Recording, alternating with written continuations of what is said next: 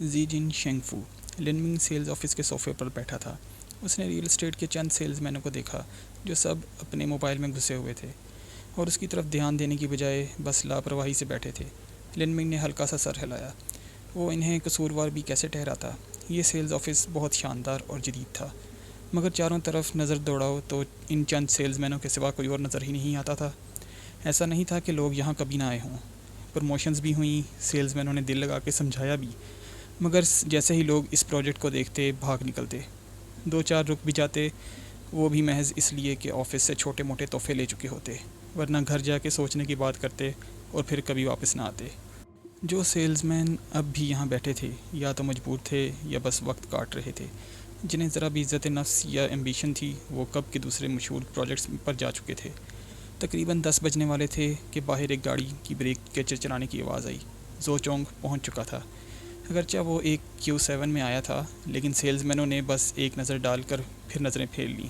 ان کے خیال میں جتنا کوئی بندہ امیر ہوتا ہے اتنا ہی کم امکان ہوتا ہے کہ وہ اس سنسان پروجیکٹ میں گھر خریدے۔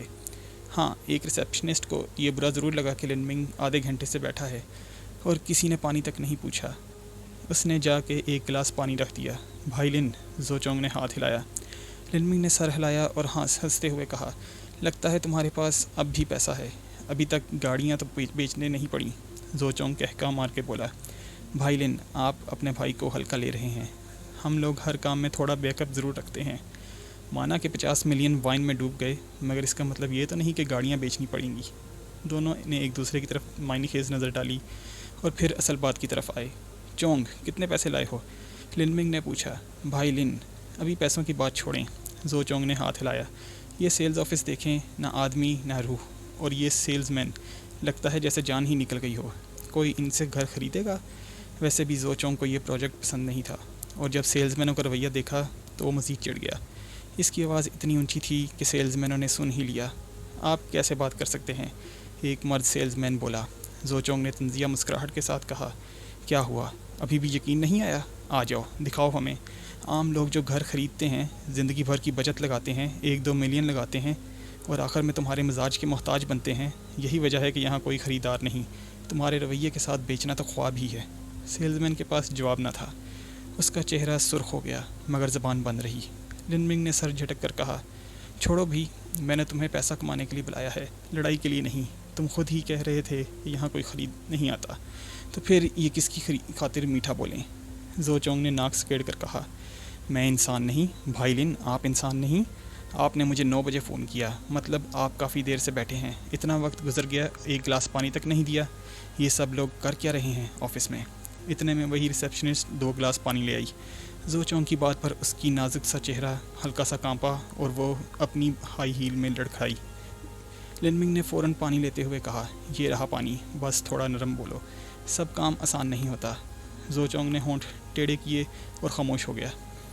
لنمنگ تو پہلی ملاقات سے ہی اندازہ ہو گیا تھا کہ زو چونگ کا مزاج بہت تیز ہے۔ اگر وہ موجود نہ ہوتا تو بھی اب تک وہ اس مرد سیلز مین پر برس چکا ہوتا۔ ریسیپشنسٹ نے دونوں کے تیور دیکھے، پانی رکھا اور جانے لگی تھی کہ لنمنگ نے آواز دی، رکیے ذرا۔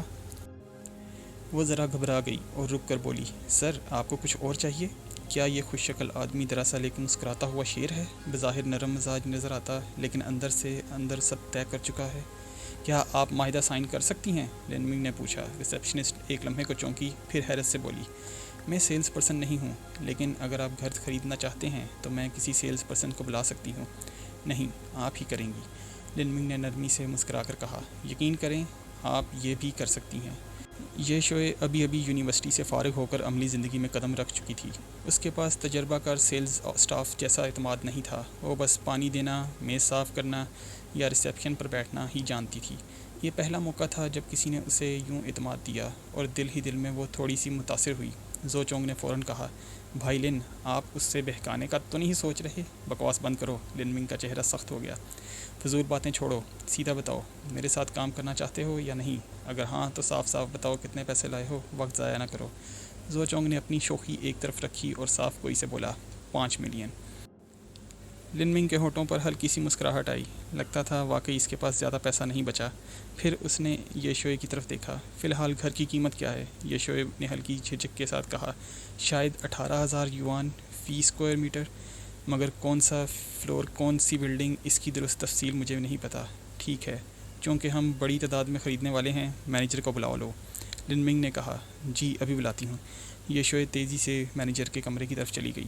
زو چونگ نے ماتھے پر بل ڈالتے ہوئے کہا، بھائی لن، آپ واقعی یہاں گھر خریدنے کا سوچ رہے ہیں؟ کیونکہ اس کے والد زو منگ لی اور دادا زو ونگ یان نے اس سے انائی ڈسٹرکٹ کے منصوبے کے بارے میں نہیں بتایا تھا، اس لیے وہ اب بھی تذبذب میں تھا۔ لن منگ نے پراسرار مسکراہٹ کے ساتھ کہا، خریدنا نہیں، بس تھوڑی دیر کے لیے یہاں کا سہارا لینا ہے۔ پھر اس نے آہستہ سے اپنی اصل ترکیب زو چونگ کو سمجھا دی۔ زو چونگ نے زیادہ سوال نہیں کیے۔ آخر کار جب پیسہ دے ہی دیا تو پھر سوچنے کا فائدہ کیا؟ بس بھائی لن کے ساتھ چلنا تھا۔ کچھ ہی دیر میں ایک تیز نظر اور شاطر مزاج آدمی کمرے میں داخل ہوا۔ اس کے ساتھ یہ شوئے بھی تھی۔ ہیلو سب کو، میرا نام وانگ شینگ یونگ ہے اور میں زینگ شینگ فو کا سیلز مینیجر ہوں۔ ہیلو مینیجر وانگ، لن منگ نے مصافحہ کیا اور سیدھا مدعے پہ بیان کیا۔ 16,000 یوان فی اسکوائر میٹر پر ہم 100 سے زائد یونٹس خریدنے کا ارادہ رکھتے ہیں۔ کیا آپ قیمت اور کم کر سکتے ہیں؟ لن منگ کے لیے فی اسکوائر میٹر کی قیمت کوئی خاص معنی نہیں رکھتی تھی، اسے تو یہ محض ایک دکھاوا چاہیے تھا، لیکن یہ الفاظ سن کر وانگ شینگ یونگ کا رنگ ہی اڑ گیا۔ 100 سے زیادہ یونٹس؟ یہ شوئے کے ہونٹ کھل گئے۔ وہ یقین ہی نہیں کر پا رہی تھی۔ ابھی تک اپنے فون میں مگن سیلز مین بھی فوراً کان کھڑے ہو کر بیٹھے۔ وہی مرد سیلز مین جسے زو چونگ نے پہلے جھاڑا تھا اب زور سے بولا، 100 یونٹس؟ میں نے غلط سنا ہے یا آپ نے غلط کہا؟ زو چونگ کی آنکھیں ٹھنڈی ہو گئیں۔ تیری آواز ناقابل برداشت ہے، بند نہیں کر سکتا؟ وانگ شینگ یونگ نے اسی وقت اسے گھور کر چپ کرا دیا، پھر گھبراہٹ میں لن منگ کی طرف متوجہ ہوا۔ سر، آپ مذاق تو نہیں کر رہے؟ اگر قیمت ٹھیک رہی تو ابھی کانٹریکٹ لے آؤ، لیکن کمیشن اس لڑکی کا ہوگا۔ لن منگ نے سیدھے یہ شوئے کی طرف اشارہ کیا۔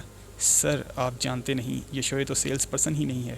وہ تو وانگ شینگ یونگ نے وضاحت دینے کی کوشش کی، لیکن لن منگ نے اسے روک دیا۔ مجھے اس سے غرض نہیں کہ وہ سیلز پرسن ہے یا نہیں، میں تو صرف اسے مانتا ہوں۔ وانگ شینگ یونگ بے اختیار بولا۔ کیوں؟ لن منگ نے ہلکی سی مسکراہٹ کے ساتھ جواب دیا، کیونکہ اس نے مجھے ایک گلاس پانی دیا تھا۔